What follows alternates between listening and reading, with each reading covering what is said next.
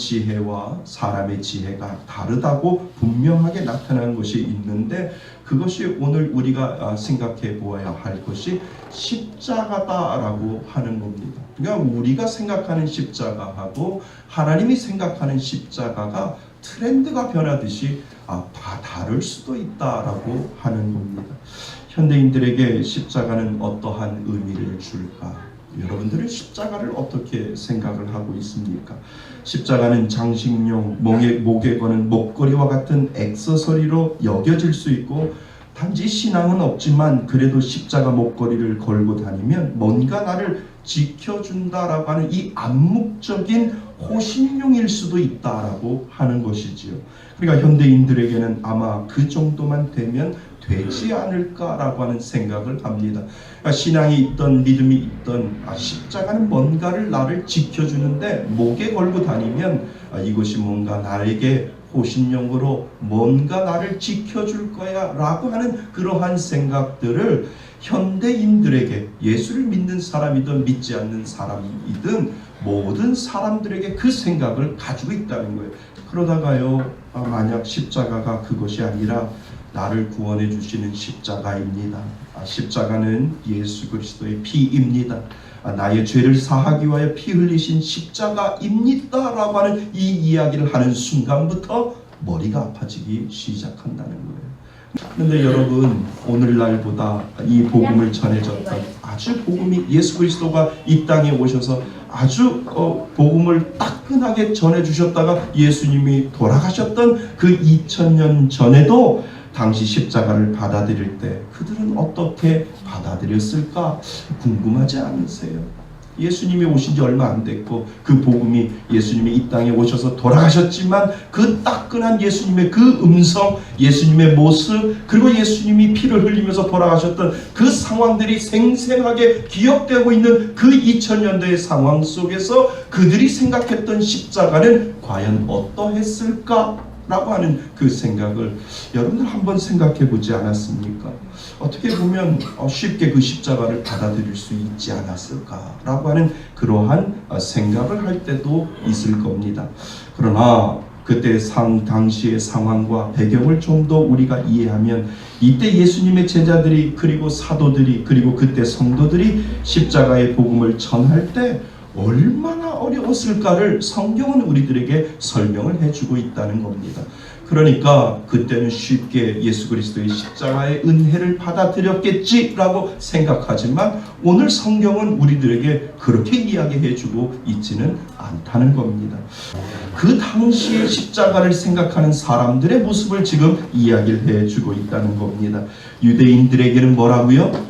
십자가는 꺼리 끼는 것밖에 안 된다는 거예요. 그리고 이방인들에게는 뭐라고요? 십자가는 미련한 것밖에 안 된다라고 하는 거예요. 그러니까 그 당시에도 예수님이 오셨다 가신 지 얼마 안 됐는데도 그 당시에 유대인들, 그리고 유대인 아닌 이방인들이 생각하는 그 십자가는 두 가지밖에 없다는 거예요. 유대인들에게는 이거는 꺼리 끼는 거야, 십자가는, 이렇게 생각을 하는 거고, 유대인 외의 모든 이방인들은 와, 십자가는 미련한 거야 라고 이 두 가지밖에 없다라고 하는 것을 지금 고린도전서를 쓰는 사도 바울이 우리들에게 전해주고 있다라고 하는 겁니다. 그렇다면 우리가 유대인들의 입장에서 한번 볼까요?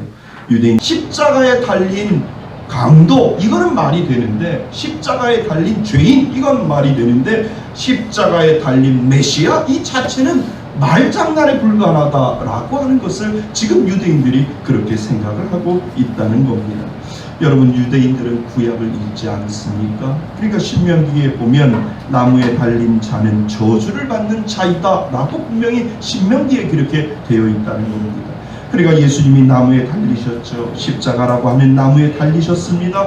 하나님께 저주를 받아 십자가에 못 박혀 죽은 그가 어떻게 우리를 구원하시는 메시아가 될 수 있느냐? 이거는 말장난에 불과하다라고 유대인들이 그렇게 생각을 하고 있다라고 하는 겁니다. 그러니까 메시아는 십자가에 달릴 수 없다라고 하는 거죠. 그래서 오늘 본문에서 바울이 유대인들에게는 예수 그리스도의 십자가는 그들에게 꺼리끼는 것밖에 되지 않는다라고 이야기를 하고 있는 겁니다. 여러분, 이 꺼리끼는 것이라고 하는 말을 헬라어로 말하면 스칸달론이라고 하는 말입니다. 한번 따라해 보실래요? 스칸달론. 시작. 스칸달론. 어디서 많이 들어보지 않았어요? 스칸달론. 영어에 어떻게 영어의 어떤 것과 비슷하다라고 하는 생각 안 드세요? 좀 지혜로우신 분은 제가 이야기하는 말에 금방 뭐가 확 지나갔을 수도 있어요. 지혜롭지 않으면 스칸달론, 스칸달, 스칸들, 스캔들. 스칸달론, 스칸달, 스칸들, 스캔들. 이 꺼리끼다라고 하는 이 영어의 표현이 바로 스캔들에서 나오는 겁니다. 그러니까 꺼리끼다라고 하는 이 스칸달론이 바로 영어의 스캔들이다라고 하는 거죠. 그러니까 바로 이 영어의 스캔들이라고 하는 말이 성경 헬라어의 스칸달론에서부터 나왔다라고 하는 것이죠. 이 스캔들이 뭡니까? 걸려서 넘어뜨린다라고 하는 의미가 그 안에 들어 있습니다. 요즘 뉴스에 보면 미투로 인해서 유명 인사들이 이 스캔들로 인해서 걸려 넘어지는 사람들이 얼마나 많이 있습니까? 걸려 넘어져서 사회적으로 망신을 당하는 것을 우리는 보게 되지요. 그것이 바로 스칸달론, 걸려 넘어지는 것입니다. 발에 걸려서 넘어지게 하는 장애물이다라고 하는 겁니다. 뭐가요? 기독교가요? 뭐가요? 예수님이요? 뭐가요? 십자가가 그들에게는 스칸달론밖에 되지 않는다라고 하는 겁니다. 그러니까 유대인들은 그렇게 생각하는 겁니다. 예수 그리스도의 그 십자가는 스칸달론이야. 나를 꺼리끼게 만드는 거야. 나를 걸려서 넘어뜨리게 만드는 그것은 십자가밖에 없다라고 이 유대인들이 스캔들이다라고 이야기. 그러니까 그 십자가가 얼마나 싫겠어요. 그 십자가가 얼마나 꺼리끼는 존재일게요. 그러니까 십자가를 안 믿는다라고 유대인들이 그렇게 이야기하고 있는 겁니다. 그러니까 꺼리끼는 존재밖에 안 된다라고 하는 거예요. 십자가도 그렇고 예수도 그렇고 예수가 이 땅에 오신 그 목적도 메시아가 아니라 우리가 살아가는 이 땅 위에 예수라고 하는 그 존재는 꺼리끼는 존재다라고 유대인들은 그 당시에 그렇게 생각을 했다라고 하는 겁니다. 그러면 여러분, 그 당시에 헬라인들은 어땠을까? 헬라 문화를 충분히 가지고 있던 그 사람들은 철학을 좋아했다라고 하는 것을 우리는 알고 있지요. 그러니까 고등학교에 다니다 보면 저희들 헬라 철학 들어봤잖아요. 그러니까 헬라 철학은 뭐예요? 지혜의 문학, 그리고 뭔가 이 이데아, 이상적인 것을 생각을 하고, 상당히 이 헬라 철학을 가지고 있는 사람들은 논리적이다라고 하는 것을 우리는 중고등학교 때 학교 다니면서 사회책이나 역사책을 통해서 우리는 배웠을 겁니다. 그러니까 유대인들이 십자가를 그렇게 생각했다면 헬라인들은 어떻게 생각했느냐라고 하는 것이죠. 그들이 생각하는 십자가는 너무나 비이성적이고 그리고 너무나 비논리적이었죠. 그래서 오늘 22절의 말씀에 보면 이렇게 되어 있습니다. 유대인들은 뭐를 구하고? 표적을 구하고, 헬라인들은 무엇을 찾는다고요? 지혜를 찾는다라고 되어 있다는 겁니다. 그러니까 이 헬라 사람들은, 이방인의 대표적인 이 헬라 사람들은 논리적으로 이해가 안 되면 안 받아주는 그러한 지혜적인 그러한 사람들의 모습을 우리들에게 보여주고 있다는 겁니다. 그러니까 그 당시 그들은 아주 심오한 지식을 추구하고 고상한 지혜를 찾았습니다. 이 사람들에게 십자가는 너무나 무식해 보이는 겁니다. 그러니까 너무나 비논리적이고 비이성적이고 말도 안 되는 이야기이니까 나를 좀 십자가에서 예수 그리스도가 구원해 주신다고 하는데 그 구원자가 얼마나 비논리적인지 나를 좀 이해시켜봐 라고 그 헬라를 가지고 있는, 헬라 문화를 가지고 있는 사람들이 그렇게 생각을 하고 있다는 것이죠. 그러니까 이해가 안 되는 거예요. 어떻게 무식한 이 십자가에 못 박혀 죽은 사람이 우리를 구원할 수 있느냐? 이거는 비상식적이고 무식해도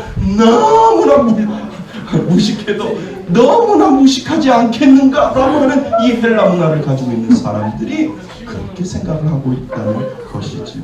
그러니까 그 안에 도저히 자신들은 지혜가 있다고 받아들일 수 없다라고 하는 겁니다. 그러니까 얼마나 미련합니까? 그래서 유대인들에게는 꺼리끼는 존재가 되는 것이고 헬라인들에게는 미련하고도 너무나도 그 십자가는 미련한 것이다 라고 그 당시에 그 사람들도 그렇게 생각하고 있었다라고 하는 겁니다. 여러분, 그래서 여러분 오늘날 사람들에게 기독교를 전할 때 오늘을 사는 우리들은 어떻습니까? 마치 십자가를 빼고 복음을 전하면 훨씬 쉬울지도 모르겠다라고 하는 생각을 우리가 하지 않습니까? 그러니까 마치 제가 서두에 말씀드렸던 것처럼 십자가를 뒤로 빼고 카페를 부각시키고, 그리고 십자가를 뒤로 빼고 식당을 부각시키고, 그리고 십자가를 뒤로 빼고 교회 전진 앞에 어린이 도서관을 만들어 놓고 우리가 전도하면 되지 않겠는가라고 하는 그러한 생각을 하는 것이 당연한 것입니다. 왜요? 그 십자가는 미련한 것이고 그 십자가는 꺼리끼다는 거라고 그 당시에도 그렇게 생각을 했는데, 어떻게 십자가를 가지고 우리가 교회를 운영할 수 있어? 안 돼. 교회는 카페도 만들어 놔야 되고, 교회는 아이들도 쉽게 들어올 수 있도록 도서관도 만들어 놔야 되고, 스카이 라운지에다가 식당을 꼭 만들면 전도가 될 거야 라고 하는 그 생각은 그 생각을 할 수밖에 없도록 그 십자가에 대한 미련함이 우리들에게 보여주고 있다라고 하는 겁니다.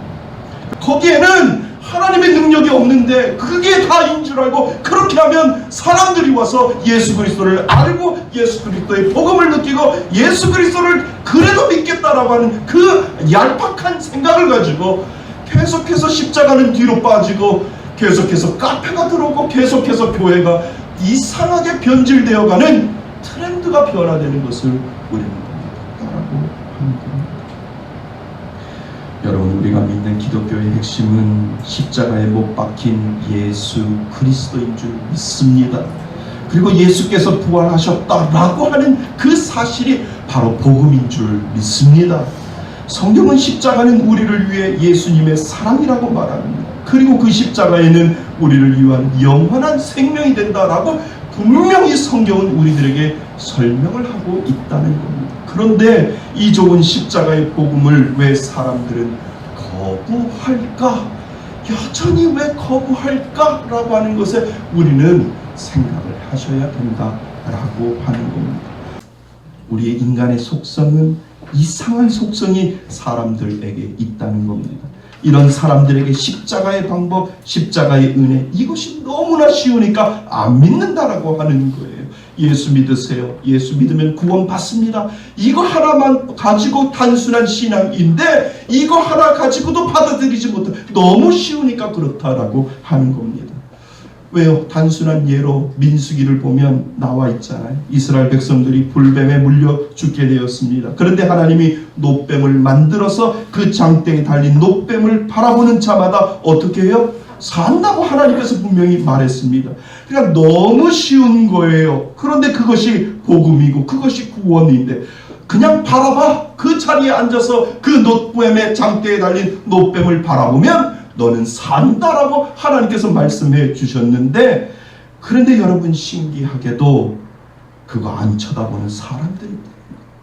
내가 죽게 됐는데 놋뱀만 바라봐. 그러면 눈짓만 봐서 그것만 보면 산다라고 하나님께서 말씀하셨는데, 너무 쉬우니까 그 복음이 구원이 아닌 줄 알고 그 복음을 바라보지 아니하고 놋뱀을 바라보지 않는다라고 하는 겁니다.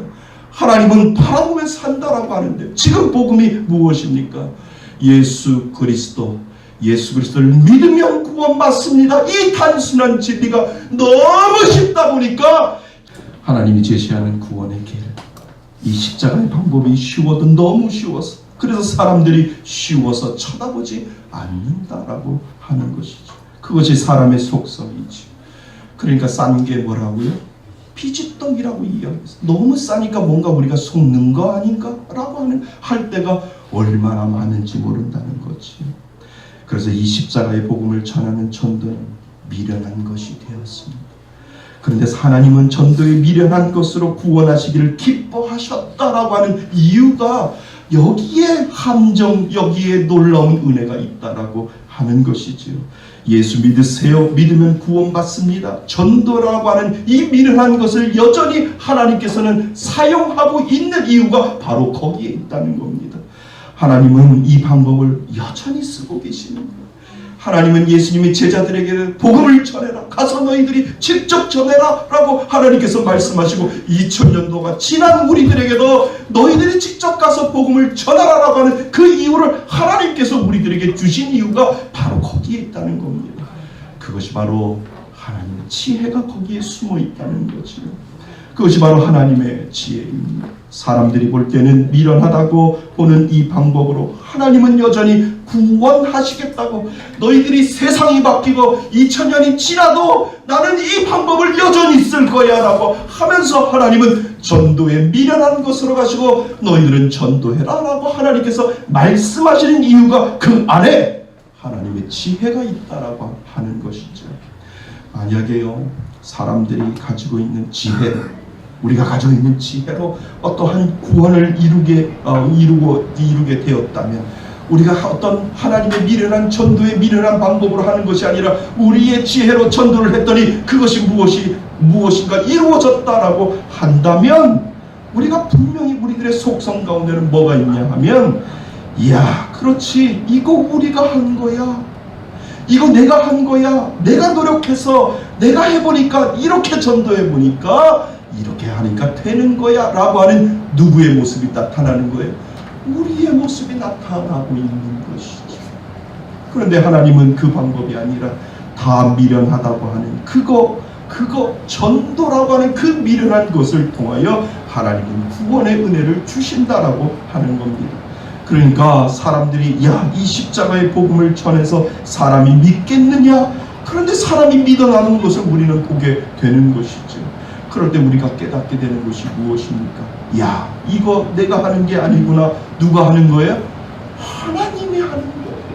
사람들은 미련하다고 생각하고, 사람들은 꺼리끼다고 생각하고, 사람들은 정말 그 십자가의 복음을 어떻게 전해가지고 미련한 사람들을, 예수 그리스도를 믿게 만들 수 있겠느냐라고 하는데 그 안에 하나님의 능력이 있다는 거예요. 그러니까 우리가 기가 막힌 거예요. 예수 믿지 않을 사람이 왜 예수를 믿고 이 자리에 와 있냐라고 하는 거예요. 그 안에 하나님의 능력이 있다라고 하는 거죠. 사랑하는 성도 여러분, 그러므로 우리는 오늘도 십자가 앞에 서 있습니다. 우리는 그 십자가 앞에서 우리의 지혜를 내려놓을 줄 알아야 합니다. 하나님의 어리석음이 사람의 지혜보다 더 지혜롭습니다. 오늘도 저와 여러분이 십자가만 붙들고 나아가십시다.